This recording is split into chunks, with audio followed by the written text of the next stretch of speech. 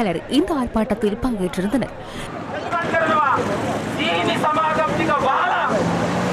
இலங்கை துறைமுக அபிவிருத்தி அதிகார சபையால் தமது விவசாய நிலங்கள் அபகரிக்கப்பட்டுள்ளதாக தெரிவித்து குறித்த ஆர்ப்பாட்டம் முன்னெடுக்கப்பட்டது.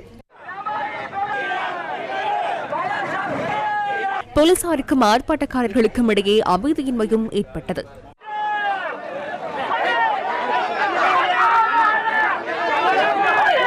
பின்னர் கலக தடுப்பு பிரிவினர் சம்பவ இடத்துக்கு அழைக்கப்பட்டிருந்தனர்.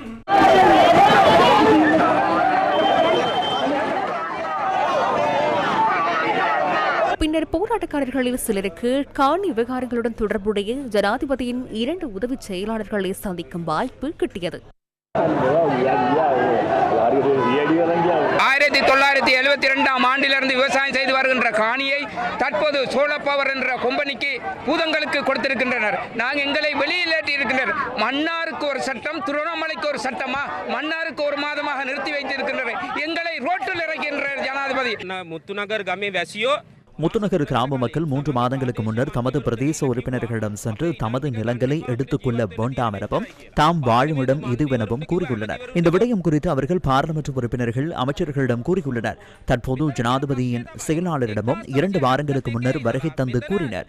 1972 முதல் முத்துநகர் மக்கள் 50 ஆண்டுகளாக இங்கு விவசாயம் மேற்கொண்டு வருகின்றனர். அவர்கள் இந்த நாட்டுக்கு அரிசியை வழங்கி வருகின்றனர். தற்போது 50 ஆண்டுகளுக்கு பின்னர் முத்துநகர் மக்களிடமிருந்து நிலங்களை கூறுகின்றனர். அந்த நிலங்கள் கையகப்படுத்தப்பட்டவுடன் அவர்கள் அந்த நிலங்களை சூரிய மின்கலன்களை அமைப்பதற்கு நிறுவனங்களுக்கு வழங்கியுள்ளனர். இங்கு யாரும் அதற்கு எதிரானவர்கள் அல்ல.